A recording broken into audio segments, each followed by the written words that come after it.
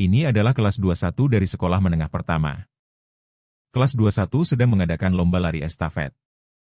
Pelari kedua tidak sengaja terjatuh dan protagonis pria kita Aki harus mengejar ketertinggalan. Dia berhasil memberikan tongkat estafet kepada ketua kelas Natsuko yang juga merupakan pelari tercepat di kelas.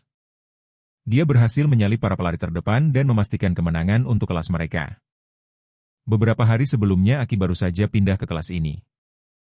Dia duduk di sebelah Natsuko yang mencoba berteman dengannya tapi dia terus-menerus menghindarinya. Saat pelajaran dia menunjukkan sebuah gambar padanya tapi dia malah menangis saat istirahat teman-teman sekelasnya menghampirinya untuk melihat keadaannya. Tapi dia terus menyuruh mereka untuk meninggalkannya sendirian. Semakin mereka mencoba mendekatinya semakin dia menjauhkan mereka. Karena tidak tahan lagi dia berlari keluar kelas. Natsuko bolos pelajaran dan mengikutinya bertanya mengapa dia tidak mau berteman dengan siapapun. Dia pasti telah melalui sesuatu yang sulit tapi dia kembali menghindari pertanyaannya. Keesokan harinya kelas memilih anggota untuk lomba lari estafet. Natsuko tetap mengajaknya untuk bergabung dengan tim dan ingin dia bersenang-senang dengan semuanya. Dia ragu sejenak tapi akhirnya setuju. Dia kemudian mendengar bahwa Natsuko adalah orang yang ceria dan mudah bergaul meskipun kehilangan orang tuanya dalam sebuah kecelakaan. Dia tidak mengerti mengapa kehilangan seseorang yang berharga tidak membuat Natsuko murung, sepertinya dia kemudian menikmati festival olahraga. Dan berharap segalanya akan tetap seperti ini dan dia bisa bahagia lagi. Tapi kemanapun dia lari hal itu tidak akan melepaskannya. Apa yang dia bicarakan adalah permainan raja. Aturan permainannya adalah sebagai berikut. Sosok misterius yang dikenal sebagai raja mengirimkan pesan ke seluruh kelas memberikan perintah acak untuk dilakukan oleh individu tertentu. Partisipasi bersifat wajib. Mereka punya waktu 24 jam untuk menyelesaikan perintah tersebut. Ketidakpatuhan akan berakibat hukuman dan keluar dari permainan tidak diizinkan. Keesokan paginya Aki tiba di kelas dan mendapati semua orang telah menerima pesan tentang permainan itu. Mereka pikir dialah dalangnya karena dia menyukai Natsuko karena perintahnya adalah agar dia dan Natsuko berciuman. Dia melihat reaksi mereka sama seperti kelasnya yang dulu dan tidak ada yang mempercayainya tentang permainan raja. Natsuko tidak mempermasalahkan ciuman itu tapi dia mencoba menjelaskan bahwa akan ada lebih banyak perintah lagi. Dan mereka bisa mengatasinya jika mereka bekerja sama. Tapi dia hanya menerima cemoohan dari seisi kelas. Saat dia mencoba memperingatkan mereka dengan serius mereka pikir dia terlalu tegang dan menunjukkan ketidaksukaan mereka. Guru masuk ke kelas dan sore itu Aki mengerti bahwa ini normal karena tidak ada yang akan percaya sampai ada korban. Tiba-tiba seorang teman sekelas bernama Ami mendekatinya karena mengira dia benar-benar menyukai Natsuko dan ingin membantu. Dia bersedia memberikan nomor Natsuko tapi Aki meminta maaf atas kata-katanya sebelumnya dan menyuruhnya pergi. Dia kemudian memutuskan mungkin sebaiknya dia mati saja untuk lari dari penderitaan. Tapi haruskah dia membawa Natsuko bersamanya? Malam itu dia duduk di lapangan basket menunggu takdirnya saat Nezuko menemukannya. Gadis itu mengira dia masih kesal tentang kejadian pagi ini tapi Aki ingin dia pergi. Perintahnya hanya tersisa 5 menit lagi. Dia bersedia membiarkan Aki menciumnya tapi bertanya apakah dia punya pacar. Dia pernah punya tapi pacarnya sudah pergi ke tempat yang sangat jauh. Natsuko kemudian memanjat pagar dan melihat waktunya hanya tersisa 1 menit. Dia mendekati Aki tapi Aki terus mencoba menjauh. Dia datang lebih dekat bertekad untuk membantunya. Dia menciumnya seolah-olah menyatakan perang terhadap mantan pacar Aki. Dia sudah menyukai Aki sejak awal dan ingin berpacaran dengannya. Ciuman itu menyelesaikan perintah dan Ami melihat sepertinya dia sudah selesai. Tapi pada saat itu perintah berikutnya tiba. Perintah itu mengharuskan satu orang yang membongkarnya tadi untuk menjilat kaki Ami. Ada juga perintah-perintah lain. Tapi yang paling penting adalah tidak ada seorang pun yang diizinkan tidur. Aki menyuruh Nezuko untuk membangunkan semua orang tapi pesan berikutnya menyatakan bahwa 2 orang telah dihukum. Aki bertanya di mana salah satu orang yang dihukum tinggal agar dia bisa pergi ke sana. Dia memintanya untuk segera mengumpulkan semua orang. Dialah satu-satunya yang bisa dia andalkan sekarang. Dia kemudian berlari ke rumah salah satu orang yang dihukum dan menggedor pintu lalu bergegas masuk. Sang ayah mengira dia perampok dan mencoba menghentikannya tapi saat Aki masuk dia melihat pemuda itu akan gantung diri. Aki menghentikannya dan menyuruh sang ayah untuk segera memanggil ambulans. Aki pergi dan tak lama kemudian lebih banyak orang yang dihukum. Mereka yang masih hidup telah berkumpul di taman. Dia kembali dan Sato masih percaya bahwa ini adalah perbuatan Aki.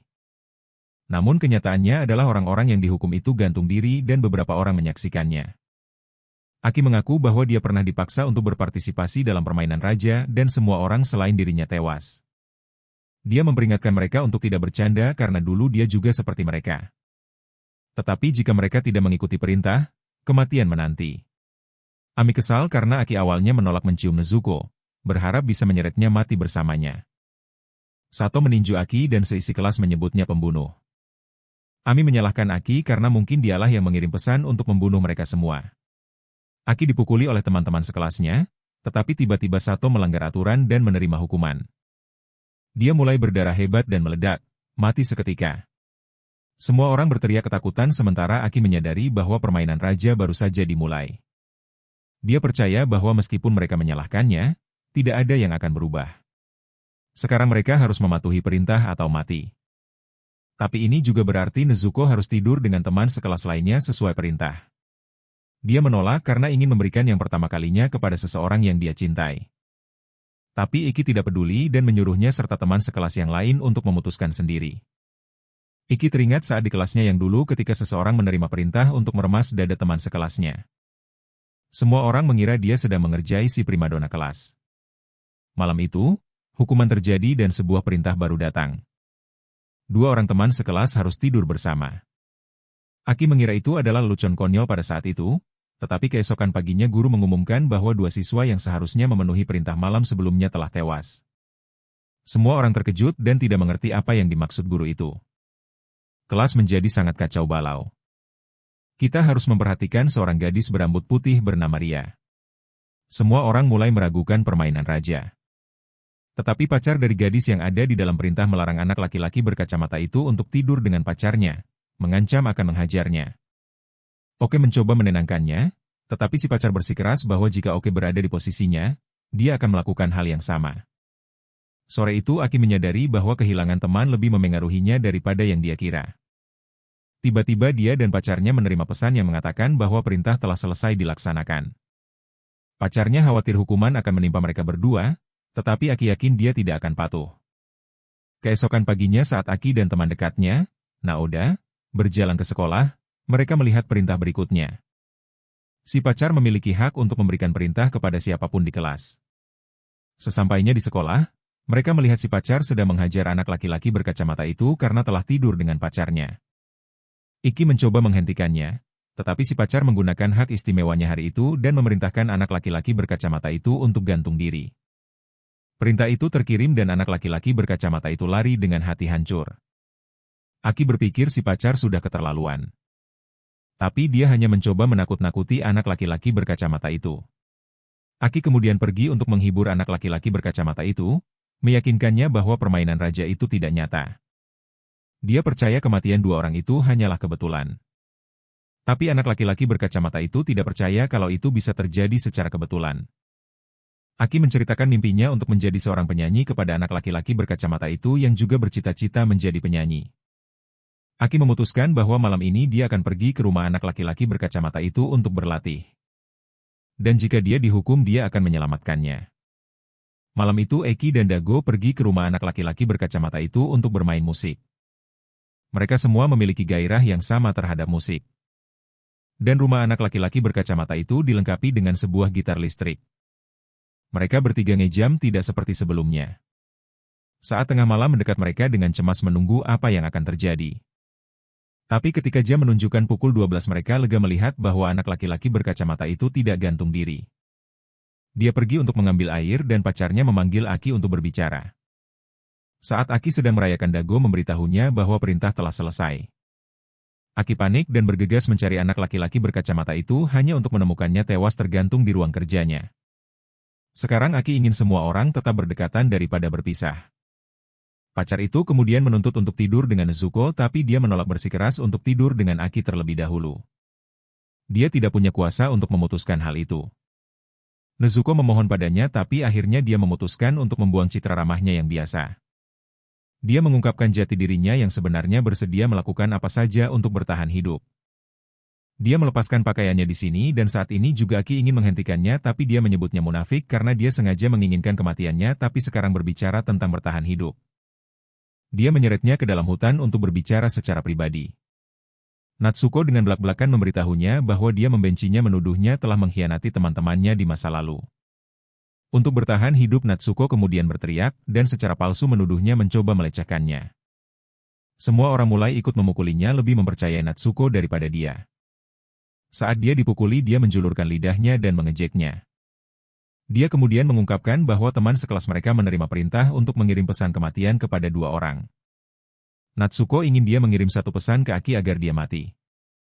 Semua orang sekarang menyadari bahwa Natsuko terlihat seperti orang yang berbeda. Pada saat ini Aki berharap seseorang akan mendengar dan menolongnya. Saat itu juga seorang pemuda bernama Kentaro berlari mendekat.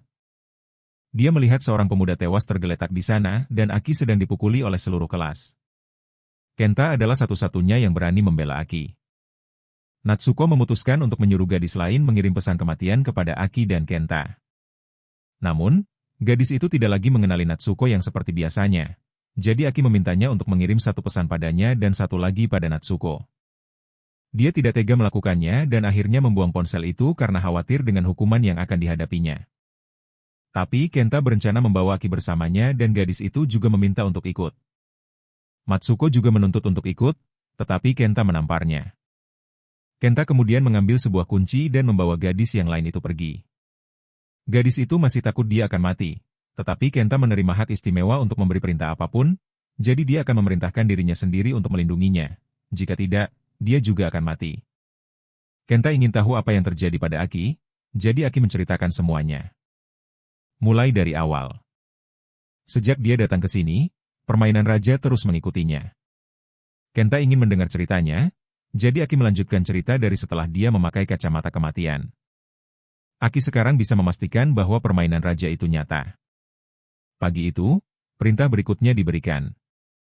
Sahabatnya dan seorang siswi lain akan di-voting. Siapapun yang mendapat suara lebih sedikit akan mati.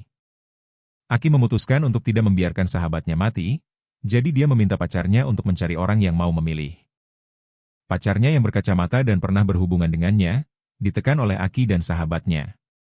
Namun, Aki menundukkan kepala untuk memohon demi sahabatnya, yang mendorong pacarnya memutuskan untuk membantu Aki seolah-olah untuk membalas budi pada laki-laki berkacamata itu. Gadis yang lain tidak bisa menerima kematiannya sendiri dan memutuskan untuk menggunakan cara licik demi mendapatkan suara. Dia menggunakan tubuhnya untuk merayu anak laki-laki di kelas, tetapi perbuatannya diketahui oleh pacarnya. Pacarnya kemudian meminta maaf kepada Aki atas insiden sebelumnya, tetapi Aki tidak menyalahkannya.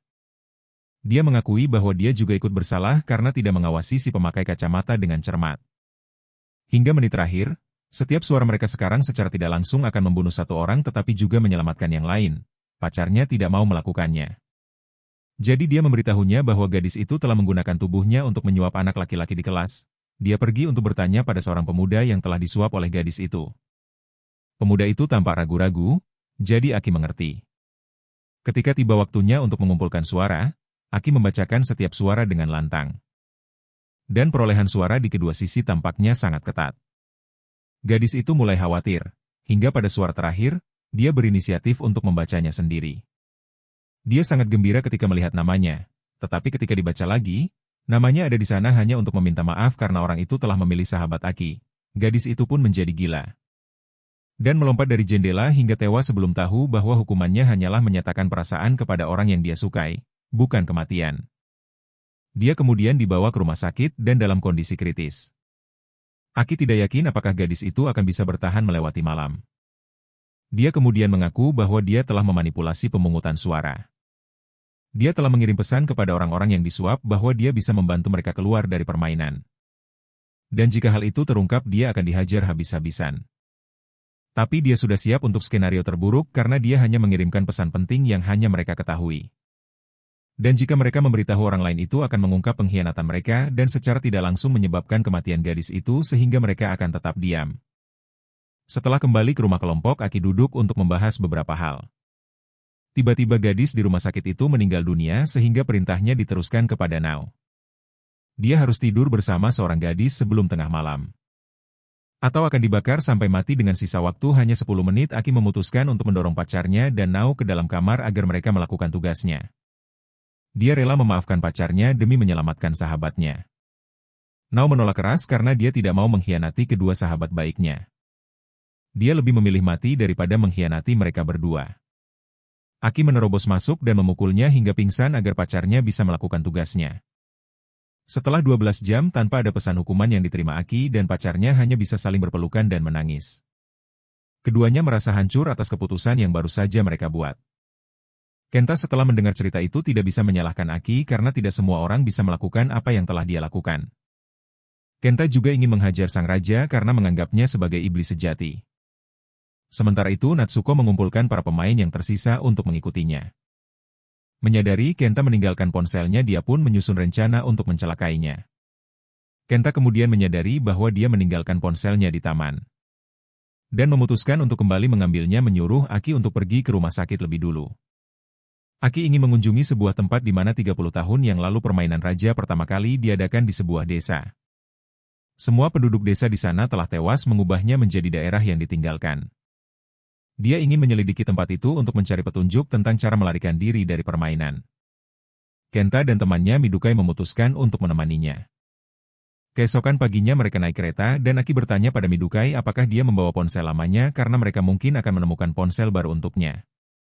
Meskipun Natsuko telah mengancam nyawanya jika dia berganti ponsel, mereka memutuskan untuk mengabaikannya. Mereka masih belum memiliki petunjuk apapun tentang identitas sang raja. Beberapa tahun lalu Aki mencurigai kalau sang raja adalah seseorang di kelasnya. Saat itu seorang teman sekelas perempuan mengajukan diri untuk menyentuh semua orang di kelas, percaya bahwa jika pesan penyelesaian muncul dia akan menemukan sang raja. Meskipun sadar akan risiko kematian jika kecurigaannya salah, dia tetap memilih untuk percaya pada Aki. Dia tidak ingin mati, tapi dia bersedia mengambil risiko untuk membantu Aki dan teman-teman mereka mengakhiri permainan ini. Jika cara ini berhasil, dia akan menjadi seorang pahlawan. Dia juga memiliki perasaan pada Aki tapi tidak ingin menjadi orang ketiga yang mengganggu hubungannya. Jadi dia memilih untuk mendukungnya dari belakang dengan semua yang dia miliki. Keesokan paginya tes untuk mengidentifikasi sang raja pun dimulai. Semua orang berpikir gadis ini sangat berani karena mempertaruhkan nyawanya untuk menemukan sang raja. Dia mulai menyentuh setiap orang satu persatu, dimulai dari para anak laki-laki. Namun tidak ada satupun dari mereka yang merupakan sang raja. Saat giliran para gadis tiba, Aki memperhatikan seorang gadis bernama Rian dan memanggilnya maju. Dia adalah kandidat yang paling mungkin sebagai sang raja, selalu misterius dan pendiam. Tapi saat dipanggil, Rhea secara mengejutkan menyatakan dirinya sebagai sang raja. Semua orang terkejut dengan kata-katanya, tapi dia dengan sombong menantang mereka, membiarkan mereka menghadapi kenyataan bahwa permainan tidak akan berakhir selama dia masih hidup. Karena Aki adalah penggagasnya, dialah yang akan dipaksa untuk mengakhiri hidup sang raja. Rhea kemudian menyentuh gadis itu tapi tidak terjadi apa-apa. Hal ini meningkatkan kecurigaan Aki padanya. Hanya tersisa 5 orang gadis dan situasinya menjadi sangat tegang. Jika tidak ada yang benar-benar sang raja, seseorang akan mati dan kenyataannya adalah tidak ada seorang pun di kelas yang merupakan sang raja. Gadis itu mulai panik dan melarikan diri. Pacar Aki menyuruhnya untuk mengejarnya. Dia harus berlari kemana-mana untuk menemukannya, menyalahkan dirinya sendiri karena telah memberinya harapan palsu dengan percaya bahwa sang raja adalah seseorang di kelas mereka. Dia kemudian teringat tempat yang biasa dikunjungi orang saat ingin menyendiri dan menemukannya di sana. Dia menenangkannya, meyakinkannya bahwa hukumannya mungkin akan ringan. Dia menyalahkan dirinya sendiri karena tidak berguna dan tidak bisa melakukan apa-apa. Tapi Aki tetap menyalahkan dirinya sendiri. Dia meminta Aki untuk tetap bersamanya sampai tengah malam. Aki tetap di sisinya selama saat-saat terakhir itu dan gadis itu merasa senang hanya dengan bersamanya. Saat tengah malam mendekat, dia memutuskan untuk menyatakan perasaannya kepada Aki. Namun sebelum waktunya habis, hukumannya pun tiba. Dia tidak mati, tapi harga yang harus dia bayar adalah hidup dalam kegelapan abadi, dengan kata lain kebutaan permanen. Tiba-tiba sebuah perintah baru dikirimkan kepada Aki. Menyatakan bahwa dia akan kehilangan sesuatu yang penting. Gadis itu yang menyadari perintah barunya, diam-diam menelepon pacarnya untuk menanyakannya. Ketika Iki tidak bisa menemukan gadis itu, dia berlari mencarinya sambil menelepon Nao untuk meminta bantuan. Tiba-tiba gadis itu menelepon, dia sudah mengetahui tentang perintah Iki. Dan bertanya padanya apakah dia sangat penting baginya.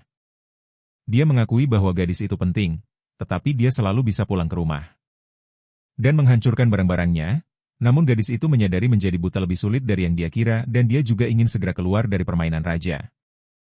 Dia kemudian berlari pulang dan menghancurkan segalanya. berharap menerima pesan penyelesaian. Tetapi tidak ada pesan apapun, dia terpaksa menelepon gadis itu dan berbohong dengan mengatakan bahwa dia telah menyelesaikannya. Gadis itu hanya berkata dia tidak akan melupakan waktu mereka bersama dan mengucapkan selamat tinggal padanya. Kemudian Iki menelepon pacarnya, putus dengannya, dan berlari mencari gadis itu. Tetapi ketika dia sampai di pantai, dia hanya menemukan ponselnya dan pengakuan cinta yang telah gadis itu tulis ulang di atas pasir. Dia telah hanyut terbawa ombak. Dia mencari dengan putus asa, namun akhirnya hanya bisa duduk lesu di tepi pantai. Kemudian Raya muncul. Dia mengejek gadis itu karena cukup bodoh untuk memilih kematian padahal hukumannya bahkan bukan kematian. Dia mencoba memprovokasinya untuk membunuhnya, karena masih yakin bahwa dialah sang raja. Dia mendorongnya hingga jatuh, mengklaim bahwa jika dia benar-benar sang raja, dia akan membunuhnya. Namun, Raya menyetrumnya, menyatakan bahwa jika dia benar-benar sang raja, Iki pasti sudah lama tewas dengan tekadnya yang lemah. Dia bersumpah akan mengalahkan sang raja, apapun risikonya. Aki masih berpegang pada harapan untuk mengakhiri permainan tanpa ada korban lagi. Sementara itu, salah satu teman sekelas Aki, Suki, juga mulai menyelidiki permainan itu, berjanji tidak akan membiarkan teman mereka, Kaori, mati karenanya, karena diliputi kesedihan. Saat teman-temannya terus mati di depan matanya, Aki jatuh dalam keputusasaan, tiba-tiba Suki menelepon. Mengungkapkan bahwa dia telah memperhatikan sebuah karakter aneh di setiap pesan hukuman yang dikirimkan kepada para korban. Dia meminta Aki untuk meneruskan pesan dari ponsel gadis yang telah meninggal itu untuk diselidiki. Bersama dengan permintaan untuk menyelidiki Raya karena dia tampak mencurigakan dan tahu banyak tentang permainan itu. Suki menceritakan bahwa Raya dulunya ceria dan mudah bergaul, tetapi setelah dilecehkan oleh ayah kandungnya, dia menjadi orang yang berbeda. Dia kemudian meminta Tokyo untuk menjaga Kaori jika terjadi sesuatu padanya. Hari baru tiba dan permainan mengumumkan bahwa tidak ada yang diizinkan melakukan hal sia-sia dalam permainan. Pesan misterius ini menyebabkan hukuman langsung bagi 3 orang. Aki menelepon anak laki-laki berkacamata yang telah menyebabkan kematian temannya, karena dia juga sedang dihukum. Anak laki-laki itu hanya bisa mengucapkan kata blok sebelum mati lemas. Aki dan Naoya menyadari bahwa beberapa anak laki-laki di kelas telah bersekongkol untuk memblokir nomor raja agar tidak menerima perintah. Yang merupakan pelanggaran jelas terhadap aturan untuk tidak berhenti di tengah jalan. Yang lain yang tidak memblokir nomornya kemungkinan mematikan ponsel mereka. Juga dianggap berhenti. Tidak bisa menghubungi pacarnya, Aki yang khawatir memutuskan untuk mencarinya sambil berlari dia mendesak para penyintas lainnya untuk tidak melakukan apa-apa. Dan tetap menyalakan ponsel mereka. Namun, begitu dia menutup telepon, gadis yang baru saja diajak bicara mendapat hukuman. Dia pun sadar bahwa menangis juga dilarang. Dia dengan panik menelepon Naoya, menyuruhnya untuk memperingatkan semua orang agar tidak menangis. Keputusasaan menyelimuti Aki karena dia hanya ingin melihat pacarnya untuk terakhir kalinya. Toshiyuki tiba-tiba menelepon, menyemangati Aki untuk tidak menyerah. Dan membagikan temuannya tentang desa itu. Namun, Aki memintanya dan Naoya untuk menyelidiki menggantikannya. Sayangnya, Toshiyuki sudah terlanjur menangis, yang menyegel takdirnya. Dia bersumpah akan mengirimkan informasi itu kepada Aki sebelum hukumannya berlaku. Saat dia berjuang untuk mengklik mouse, salah satu tangannya tiba-tiba putus. Dengan tekad bulat, dia mencoba menggunakan tangannya yang tersisa untuk mengirim file ketika Kaori menelepon. Dia mencoba menjawab tetapi tangannya yang lain juga ikut terputus. Beberapa saat kemudian, tubuh Toshiyuki tercabik-cabik. Aki menolak untuk menyerah begitu saja. Kaori menelepon, menanyakan tentang Toshiyuki. Dia memperingatkannya untuk tidak menangis dan berbohong bahwa Toshiyuki baik-baik saja, mendesaknya untuk tidak membaca pesan itu. Saat dia berangkat menuju desa, seseorang memukulnya hingga pingsan. Dia terbangun di sebuah gudang tempat Kaori berdiri. Sambil memegang pisau dan menuduhnya berbohong serta menyebabkan kematian Toshiyuki. Dia percaya bahwa Aki adalah sang raja. Namun, Aki mengungkapkan bahwa dia berbohong untuk memenuhi keinginan Toshiyuki. Dia tahu baik Kaori maupun Toshiyuki saling menyukai dan Kaori berencana untuk menyatakan perasaannya setelah permainan berakhir. Toshiyuki telah membuatnya berjanji untuk tidak membiarkan siapapun membuat Kaori menangis. Diliputi emosi setelah mengetahui bagaimana Toshiyuki selalu melindunginya, Kaori tidak bisa menahan air matanya. Dia kemudian menderita serangan jantung dan meninggal dunia. Ria datang lagi dan melihat bahwa dia pandai menahan air mata. Dia ingin tahu tentang informasi yang baru saja dia terima dari Toshiyuki. Sementara itu di dunia nyata, Maido Kai pergi untuk ganti ponsel baru. Selama dia masih menerima pesan dari sang raja, dia masih aman. Mereka bertiga pergi ke desa dan Kenta melihat bahwa Aki telah banyak menderita. Saat itu dia hanya memiliki pacarnya yang tersisa dan Kenta juga ingin terus mendengarkan. Oki terus menceritakan kisahnya. Saat itu Nauda sangat khawatir tentang Oki karena dia tidak bisa menghubunginya. Sebuah perintah baru tiba, seluruh kelas harus memilih satu orang untuk melempar dadu. Angka yang keluar akan menentukan jumlah orang yang dipilih untuk hukuman. Setelah pemilihan, baik pelempar maupun yang terpilih akan dihukum. Jika tidak ada yang melempar dadu, semua orang akan dihukum. Nauda tidak tahu harus berbuat apa dan seisi kelas menjadi panik. Tiba-tiba Ria mengirim pesan mengundang semua orang ke taman untuk melempar dadu. Semua orang tiba di taman tetapi Aki dan Ria tidak terlihat dimanapun. Perundung di kelas mulai kehilangan kesabarannya dan mengancam seorang anak laki-laki untuk melempar dadu. Tetapi anak ini adalah yang paling dibenci di kelas, jadi skenario terburuknya adalah dia akan dipaksa untuk melempar. Si perundung dibenci oleh seluruh kelas. Dia mengambil dadu itu dan menyuruh teman dekatnya untuk melempar sebagai gantinya karena dia tahu jika orang lain yang melempar dia pasti akan terpilih. Semua orang melihat tindakan pengecutnya, tahu bahwa tidak peduli siapa yang melempar dia akan tetap dipilih. Karena putus asa dia menarik pacar Aki dan menodongkan pisau ke lehernya. Untuk membuktikan dia tidak menggertak, dia menusuk kakinya menuntut agar Aki atau Nauda yang melempar dadu. Aki mengambil dadu itu siap untuk mengorbankan dirinya. Tetapi Nauda merebutnya. Memutuskan untuk menggantikan posisinya. Dia berutang terlalu banyak pada Aki dan membutuhkannya tetap hidup untuk menemukan sang raja. Dia melempar dadu dan skenario terburuk terjadi, dia mendapatkan angka 6. Itu berarti dia dan 6 orang lainnya akan dihukum. Nauda memiliki 10 menit untuk memilih. Si perundung ingin Nauda menyebut nama siapapun kecuali dirinya. Anak pengecut itu mendesaknya untuk menyebut nama seseorang yang tidak hadir. Tetapi Nauda tidak sengaja menyebut nama anak laki-laki yang tidak hadir itu dan begitu saja satu orang terpilih. Anak pengecut itu mati seketika karena kepalanya terpelintir. Saat itu juga persahabatan hancur lebur. Nauda kemudian menyebut nama siswa yang tidak hadir dan 2 gadis yang dibenci si perundung. Tetapi dia masih membutuhkan 2 nama lagi. Pacarnya dan Aki sama-sama ingin dia memilih mereka untuk menyelamatkan yang lain, namun teman si perundung tiba-tiba memukulnya. Dia memohon agar Nauda memilihnya dan si perundung saja demi menyelamatkan pacar Aki. Melihat tekadnya, Nauda langsung menyebut nama mereka. Begitu saja, Nauda mengirim 6 orang menuju kematian mereka. Sekarang hanya dia yang tersisa. Pacarnya menyuruh Aki untuk menghampiri Nauda. Meskipun ketakutan, Nauda senang karena berhasil menyelamatkan kedua sahabatnya. Dia kemudian mengalami nasib yang sama seperti Dosuki. Salah satu lengannya terputus, diikuti oleh lengan yang satunya, dan akhirnya kedua kakinya. Nauda mengucapkan kata-kata terakhirnya kepada Aki dan meninggal di pelukannya. Ria kemudian mengambil ponsel Nauda dan menyelidiki kasus itu. Informasi yang diberikan Dosuki mengisi kekosongan dalam penyelidikannya. Dia curiga bahwa kasus di desa bertahun-tahun lalu menyebarkan sebuah virus yang menghipnotis tubuh dan mengarah pada tindakan melukai diri sendiri. Sebagai hukuman yang fatal. Dia yakin pemicu virus itu tersembunyi di dalam pesan tersebut. Menggunakan data yang dia miliki, dia mulai memprogram sebuah program untuk memblokir sinyal aktivasinya. Tepat saat dia selesai berpikir betapa mudahnya ini, dia jatuh ke dalam perangkap sang raja. Dia mengaktifkan hukuman dan membakar Ria hidup-hidup. Meskipun dilalap api, dia dengan tenang melangkah ke pagar pembatas, mengungkapkan alasannya menyelamatkan Aki. Itu adalah sebuah tindakan pencegahan.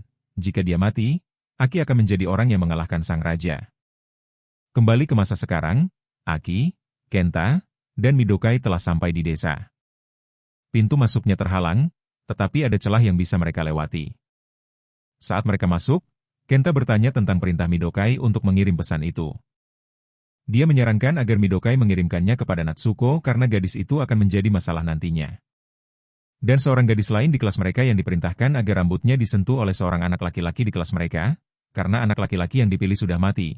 Gadis itu tamat riwayatnya. Jadi mengorbankan mereka akan menyelamatkan Midokai. Aki memutuskan untuk menjadi kejam karena dia tidak bisa membandingkan nyawa seorang wanita tua dengan nyawa seorang anak. Tiba-tiba Midokai berkata bahwa ujung terowongan yang lain tidak terhalang. Tampaknya pihak berwenang terlalu takut pada desa itu untuk mendekat. Keluar dari terowongan, mereka bertiga disambut oleh kegelapan hutan. Di seberang hutan itu terdapat desa yang sudah bobrok. Tak satu pun dari mereka yang tahu apa yang akan mereka temukan di sini atau dari mana harus mulai mencari petunjuk tentang permainan itu. Tapi kemudian Aki melihat sebuah rumah dengan papan nama di luar dan memutuskan untuk masuk. Kenta yang tidak mau mengambil risiko menyuruh Aki untuk berteriak jika terjadi sesuatu. Aki masuk ke dalam dan menemukan sebuah foto yang masih utuh. Itu adalah foto pacarnya. Ini adalah rumah orang tuanya. Dia menemukan sebuah surat yang ditulis oleh ayah pacarnya yang meminta maaf padanya. Hal ini membuat Aki curiga bahwa ayahnya entah bagaimana terlibat dalam permainan ini. Di luar, Kenta tiba-tiba menyadari dia kehilangan jejak Midukai. Dia berlari untuk mencarinya, tapi malah dia mulai menerima pesan. Pesan-pesan itu mengumumkan mereka yang telah menyelesaikan tugasnya. Dan terungkap bahwa 7 orang telah tewas karena hukuman diliputi amarah. Kenta mulai berteriak. Saat itu juga Midukai muncul kembali. Dia bilang dia hanya datang untuk mengucapkan selamat tinggal. Aki yang mendengar keributan itu bergegas keluar untuk mencari Kenta dan Midukai. Dia melihat sebuah jalan setapak yang mengarah ke pemakaman desa. Di sana dia menemukan sebuah buku catatan. Saat dia membolak-baliknya, sebuah foto menyelinap keluar.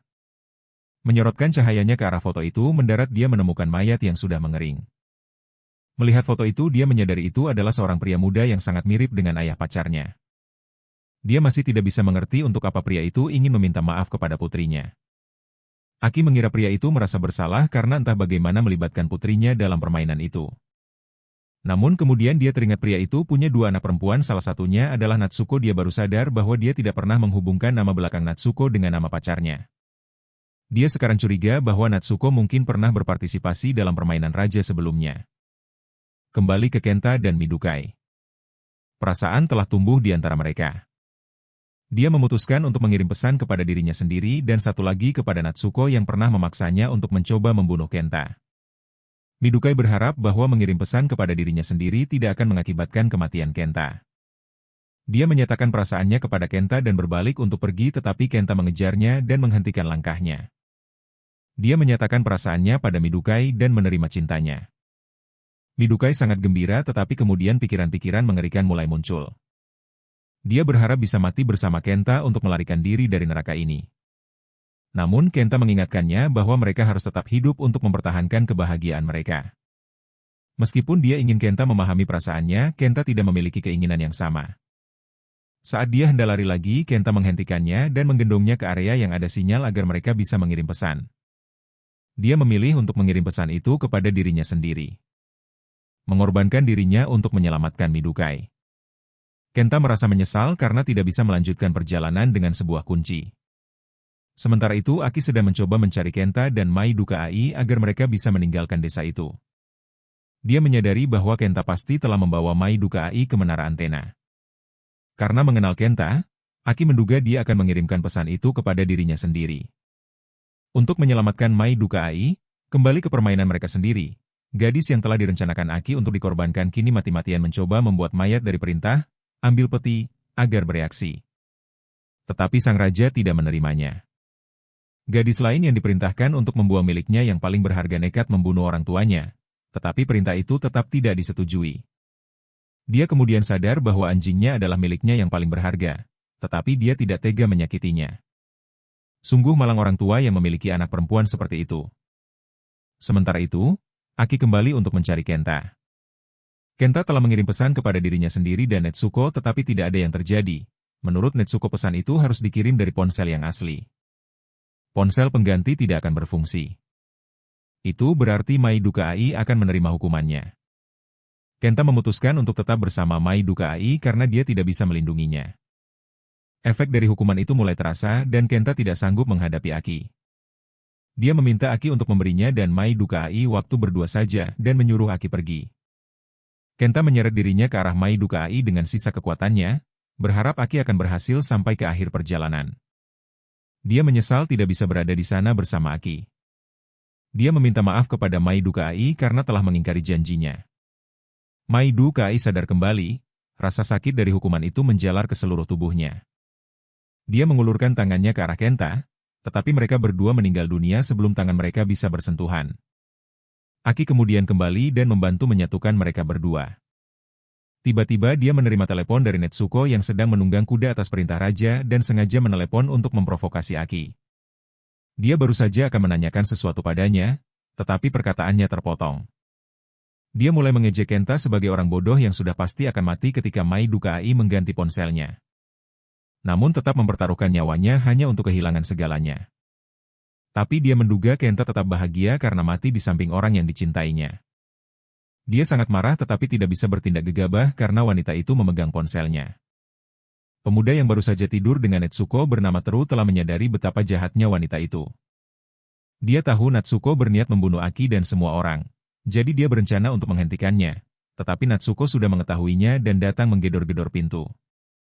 Teru mencoba melakukan sesuatu dengan cepat tetapi Natsuko sudah merebut ponselnya. Ami yang bersembunyi di luar telah mendengar semuanya tetapi memilih untuk tetap diam. Aki telah membaca ulang catatan ayah Nezuko dan mengetahui bahwa dia juga telah memperhatikan huruf-huruf yang termutasi dalam perintah. Yang berada di luar kendali sang raja dan ini bisa menjadi kunci untuk keluar dari permainan. Dia menyadari teori Ria benar, jadi dia memutuskan harus mengumpulkan petunjuk dari para korban. Tiba-tiba seorang teman sekelas bernama Riona meneleponnya mengatakan dia punya beberapa informasi berguna untuknya dan memintanya datang ke rumahnya. Dia bilang akan tiba siang hari, jadi Riona harus menunggu. Saat siang hari ketika dia tiba di rumah Riona, gadis itu mengeluh bahwa dia membuatnya menunggu terlalu lama.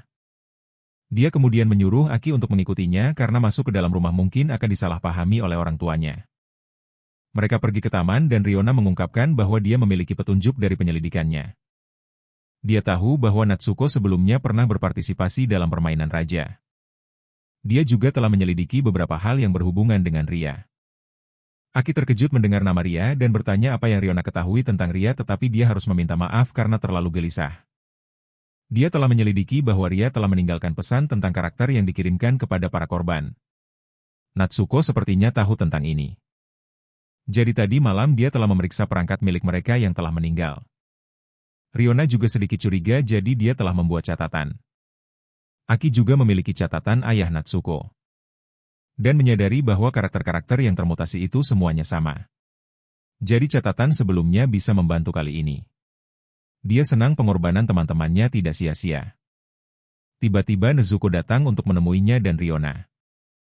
Mereka tidak tahu kenapa dia datang tetapi Aki punya sesuatu yang pribadi untuk ditanyakan padanya. Dia bertanya tentang partisipasinya sebelumnya dalam permainan itu. Jadi pastinya dia telah membunuh orang yang paling penting baginya. Dia kemudian menyebutkan bahwa dia tahu identitasnya dan bahwa dia adalah kakak perempuan dari pacarnya.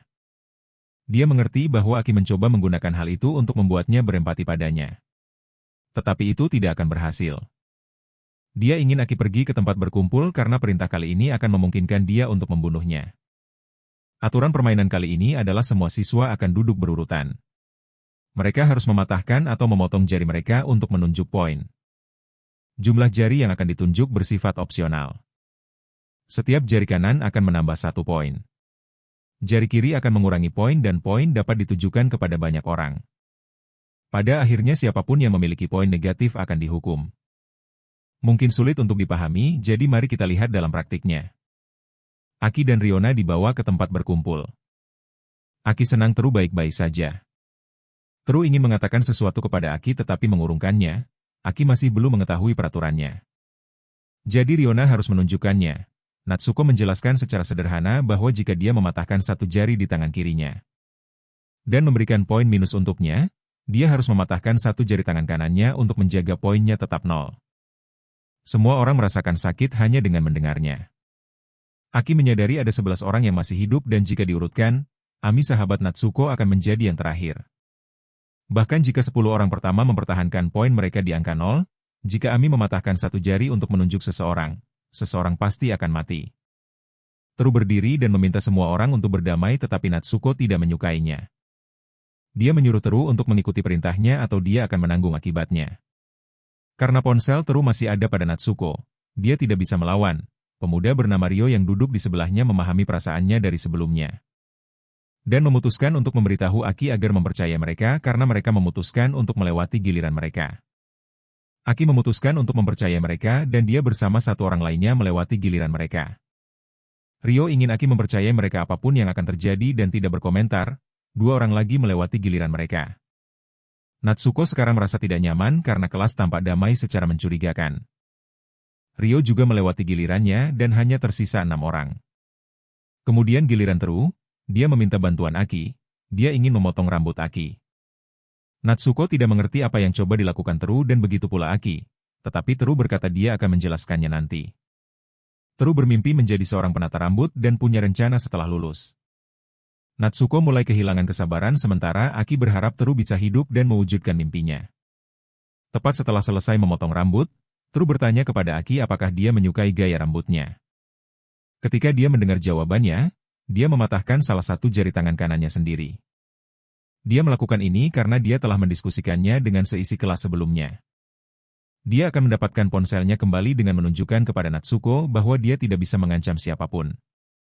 Begitu selesai berbicara, dia mendorong Aki ke samping dan mengambil sebuah batu untuk mengorbankan tangan kirinya dan mengurangi 5 poin dari Natsuko.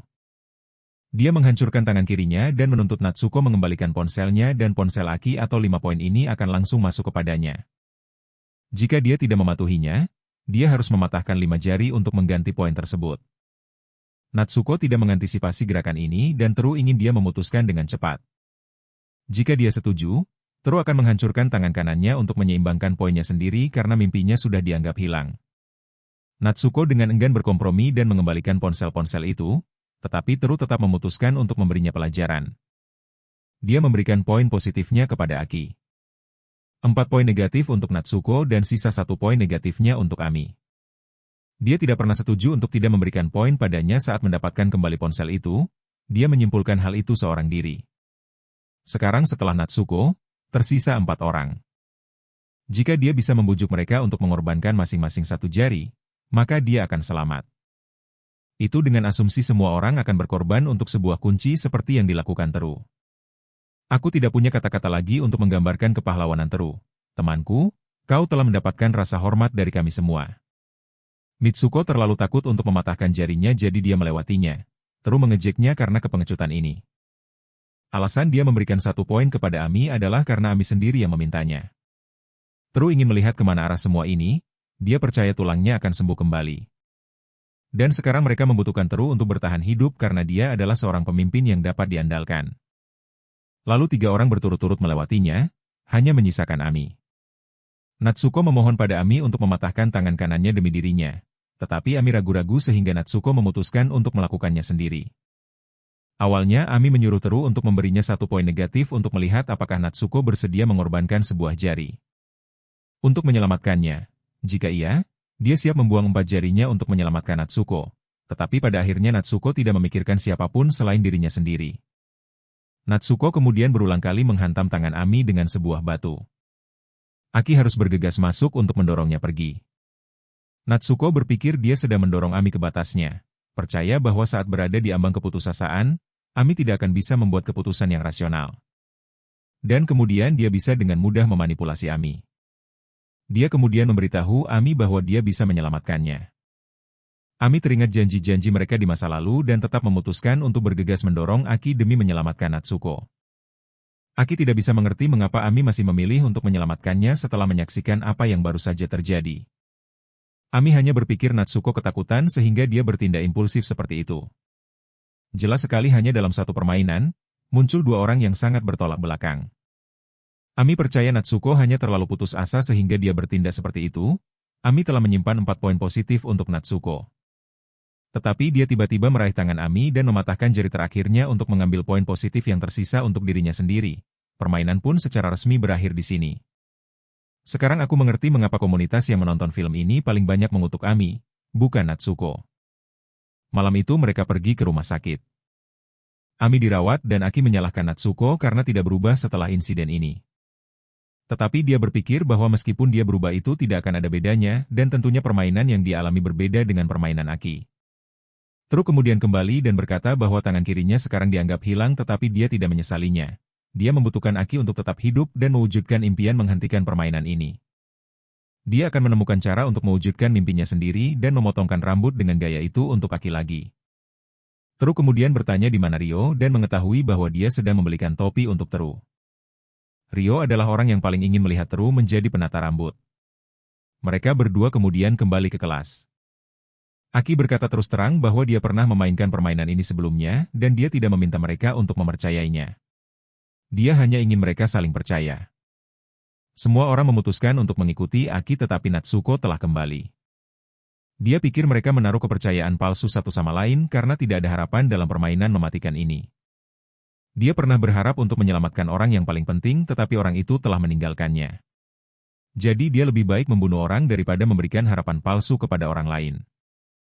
Sebuah permainan baru kemudian tiba dan Teru tiba-tiba dihukum. Darah mulai mengalir dari lehernya dan tidak ada yang mengerti mengapa dia dihukum. Natsuko mengungkapkan bahwa dia telah mengambil ponsel Teru dan memblokir nomor raja untuk membuatnya dihukum. Teru senang Ryo tidak ada di sini karena Ryo sangat penakut dan tidak akan bisa menangani ini. Teru kemudian meninggal dunia dan dia tidak mengerti bagaimana Natsuko yang gila bisa bertindak sejauh ini. Dia pikir Teru telah kehilangan mimpinya dan mungkin jauh di lubuk hatinya dia ingin mati. Jadi dia hanya memenuhinya. Ami sekarang dengan bodohnya mengikuti Natsuko tanpa ragu-ragu. Membuat Aki tidak yakin lagi mana yang benar dan salah. Ryo kemudian kembali dan terkejut hingga nyaris gila saat melihat mayat Teru. Dia terus mencoba melihat apakah Teru masih hidup dan bertanya pada Aki mengapa Teru tidak merespons. Perintah berikutnya dikirimkan. Mereka harus mencapai puncak gunung dan setiap 8 jam. Siapapun yang paling jauh dari tujuan akan dihukum. Menggunakan kendaraan dilarang.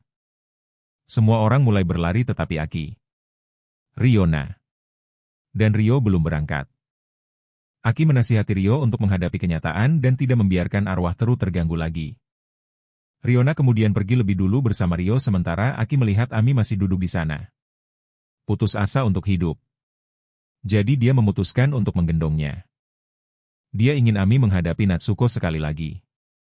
Dia mengakui bahwa dia bodoh karena telah menyelamatkannya yang membuatnya memintanya untuk menurunkannya. Setelah sadar, Ami memutuskan untuk berlari sendiri. Sementara itu di antara mereka yang berlari di depan, seorang teman sekelas menjatuhkan seorang pria berambut pirang karena menghalangi jalan. Seorang gadis ingin tinggal dan membantu tetapi jika mereka tidak lari sekarang, mereka tidak akan berhasil dalam sehari.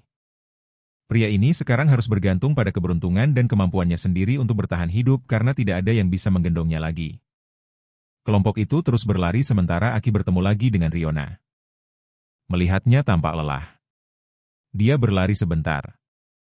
Ryona berbicara dari hati ke hati dengan Ami tentang betapa kerasnya Aki berusaha. Meskipun Aki berlari kencang, dia menjaga kecepatan sedang untuk tetap dekat dengan mereka dan sepertinya dia telah melalui banyak hal mengerikan. Uki kemudian kembali dengan 2 kaleng air agar para gadis bisa memulihkan tenaga. Ryona ingin dia berlari lebih dulu sementara dia akan mengikutinya.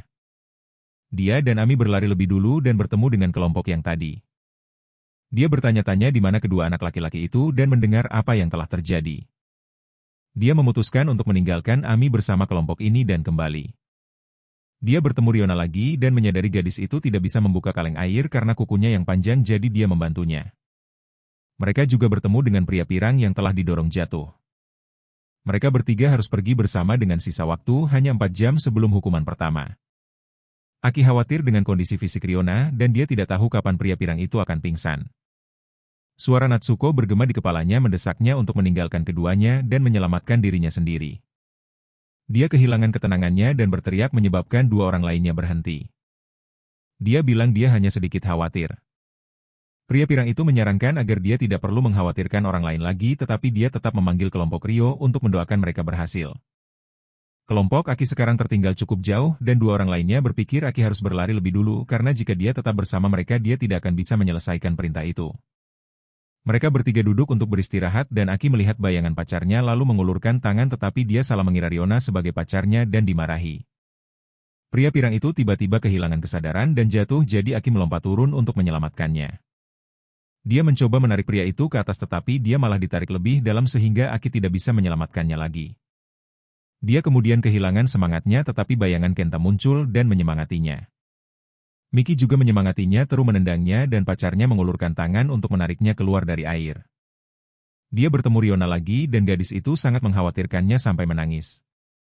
Dia kemudian berenang ke tepi dan dipeluk oleh Ryona. Dia bilang itu hanya untuk menghangatkannya. Dia ingin Aki menjadi kuat dan terus berlari. Mereka kemudian melanjutkan perjalanan dengan 4 pulau lagi yang harus dilewati sebelum mencapai tujuan. Jika pria pirang itu tidak dihitung untuk hukuman dia dan Riona yang akan kena. Dia kemudian menunggu sampai mendekati waktu hukuman dan menyuruh Riona untuk pergi lebih dulu sementara dia mengikat tali sepatunya. Tetapi Riona tetap tinggal untuk menunggunya dan pesan hukuman pun tiba. Riona menyadari bahwa Aki sengaja melakukannya tetapi dia hanya tidak ingin melihat lebih banyak teman mati.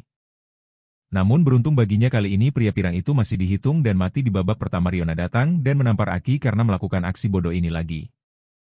Dia berpura-pura tahu kalau permainan akan menghitung pria pirang itu, jadi yang baru saja dilakukannya hanyalah mengikat tali sepatunya dan memanggilnya untuk melanjutkan. Meskipun Riona sangat marah pada Aki, dia terpaksa merelakannya. Sementara kelompok Ami masih berlari di depan pasangan Aki dan Riona justru berlari sambil bersenang-senang di belakang.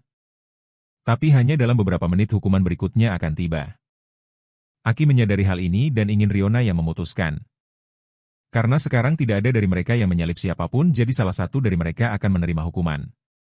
Dia tahu Riona akan protes jika dia sukarela menerima hukuman, jadi dia memilih shoot agar Riona tidak bisa mengeluh dan ternyata dia memenangkan permainan itu. Dan Riona memutuskan untuk menerima hukuman, tapi Aki berargumen bahwa pemenang berhak memilih, jadi dia yang akan berlari di belakang. Tapi Riona menendang pangkal pahanya dan berlari mendahuluinya. Dia kemudian tersandung karena kelelahan dan bertanya tentang mantan pacar Aki.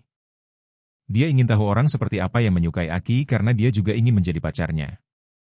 Dia ingin Aki menemaninya sedikit lebih lama dan meminta maaf karena telah menahannya, tapi Aki justru memanfaatkan kesempatan itu untuk berlari ke depan. Riona kini menangis karena orang yang menerima hukuman adalah Ami. Ami berlari kembali dan menghindari jalur yang akan dilewati Aki dan Riona. Dia telah disadarkan oleh Aki dan memutuskan untuk menukar nyawanya demi Aki. Jauh di lubuk hatinya, Ami masih berharap Natsuko akan berubah dan kemudian hukuman itu datang. Aki kemudian kembali menghampiri Riona. Dia memberitahu Riona bahwa Ami telah tewas dan dia mengira Riona akan menendangnya lagi, tapi ternyata tidak, dia hanya memegang tangannya dan menangis. Pemandangan ini mengingatkannya pada mantan pacarnya. Jadi sambil berlari Aki bertanya apakah Riona ingin mendengar akhir dari permainan sebelumnya atau tidak. Dia lalu menceritakan kisah setelah permainan dadu dan kematian Ria. Ketika 12 jam berlalu, perintah terakhir pun diberikan. Entah dia atau pacarnya harus membunuh orang yang paling mereka cintai, yang artinya salah satu dari mereka bisa hidup. Pacarnya mengeluarkan pisau untuk melakukannya. Tapi dia menolak meskipun dia ingin keduanya selamat, pacarnya tidak akan membiarkannya mati. Jadi pacarnya menusuk dirinya sendiri. Aki mencoba menghentikannya tapi tidak bisa dan harus menyaksikan orang yang paling dia cintai meninggal dunia. Namun meskipun dia adalah penyintas terakhir, sang raja tetap menyuruhnya memilih untuk melanjutkan permainan. Atau dihukum. Sementara itu Natsuko telah sampai di garis finish lebih dulu. Dia lalu ingin melihat berapa banyak orang yang akan berhasil sampai ke sana. Pria yang sebelumnya mendorong si pirang tiba dan melihat papan penunjuk arah. Dia berlari mengikutinya dan masuk ke dalam sebuah jebakan. Natsuko muncul dan mengungkapkan kalau dialah yang memasang jebakan ini. Lalu mematahkan kaki pria itu untuk memastikan sesedikit mungkin orang yang bisa mencapai garis finish. Lalu seorang gadis bernama Duna juga tiba di persimpangan itu, tapi sudah tidak ada tanda lagi. Natsuko muncul dan memberinya petunjuk arah. Tapi Duna tidak mempercayai Natsuko, jadi dia mengambil jalan yang lain. Namun Natsuko sebenarnya telah menunjuk ke arah yang benar karena tahu Duna tidak akan mempercayainya dan akan pergi ke arah sebaliknya. Aki dan Riona sekarang telah bertemu dengan Rio dan gadis berkacamata. Mereka berkata yang lainnya sudah pergi lebih dulu. Gadis berbaju kuning bernama Rina juga berlari tanpa henti tanpa menemukan jalan dan bertemu dengan pria yang kakinya patah. Dia memohon bantuan Rina, tapi Rina menolak karena ingin dia mengerti apa yang telah dialami oleh pria berambut pirang itu. Dia kemudian lari dan bertemu Duna lagi. Karena Duna tidak percaya dan sekarang tidak bisa menemukan jalan, dia memutuskan untuk mencoba mengikuti arahan Natsuko. Duna tiba-tiba terpeleset dan hampir jatuh dari gunung. Rina melihatnya tapi tidak mau menolong karena takut ikut ditarik jatuh. Rina kemudian sampai di garis finish dan bertemu Natsuko lagi. Tapi Natsuko tidak ingin ada orang lain yang selamat selain dirinya, jadi dia mulai mempermainkan pikiran Rina. Rina mulai melihat bayangan orang-orang yang telah ia tinggalkan menghantuinya. Dia mundur sejenak lalu terpeleset dan jatuh dari gunung. Kelompok Aki sekarang mendengar teriakan minta tolong dan berlari cepat untuk memeriksanya. Namun dengan sisa waktu hanya 1 menit, Natsuko menghalangi jalan mereka. Aki langsung menabraknya agar Riona dan Rio bisa mencapai garis finish lebih dulu. Keduanya berhasil tepat waktu dan Aki serta gadis berkacamata juga berhasil tiba tepat pada waktunya. Rio memeriksa dan menemukan hanya 5 orang yang telah mencapai garis finish. 3 orang yang seharusnya berada di depan mereka telah tewas. Dia tahu Natsuko ada di balik semua ini. Tiba-tiba dia dipukul di kepala dan dibuat pingsan oleh Rio karena perintah hari ini adalah memotong anggota tubuh dan kepala untuk membuat sosok manusia. Rio ingin mengorbankan dirinya untuk menolong Aki seperti Teru telah menolongnya dan harus membuat Aki pingsan agar dia tidak bisa ikut campur. Natsuko kemudian menemukan gergaji mesin untuknya dan dia mulai memotong kakinya sendiri tapi macet jadi Natsuko menekannya ke bawah. Namun Rio tewas di tempat karena rasa sakit yang luar biasa. Gadis berkacamata itu bangun dan melihat Rio tewas mencoba mencekik Natsuko tapi dengan cepat ditebas olehnya. Dia kemudian berencana untuk menyingkirkan Riona juga. Riona memanggil bantuan Aki dan dia pun sadar kembali. Dia memberitahunya tentang perintah itu dan tidak bisa mengerti mengapa Rio mengikuti perintah mengerikan ini. Riona menjelaskan bahwa Rio sangat ingin menjadi kuat. Tapi bagi Aki, Rio sudah menunjukkan kekuatan yang luar biasa dengan berhasil sampai sejauh ini meskipun perawakannya kecil, kegigihannya sangat mengagumkan. Dan dia bahkan telah menyemangati semua orang di sepanjang jalan. Perintah untuk membuat sosok manusia sekarang bisa dipenuhi karena hanya kematian 1 orang yang diperlukan. Aki masih ingin bekerja sama dengan Natsuko untuk mengatasi permainan ini. Riona menunjukkan kepada Natsuko petunjuk dari surat-surat itu. Natsuko telah menyadari sesuatu yang mirip di sekolah lamanya dan memiliki petunjuknya sendiri, tetapi dia telah mengumpulkan informasi ini untuk membantu dirinya sendiri bertahan hidup. Tidak pernah berniat untuk mengatasi permainan atau mengalahkan sang raja.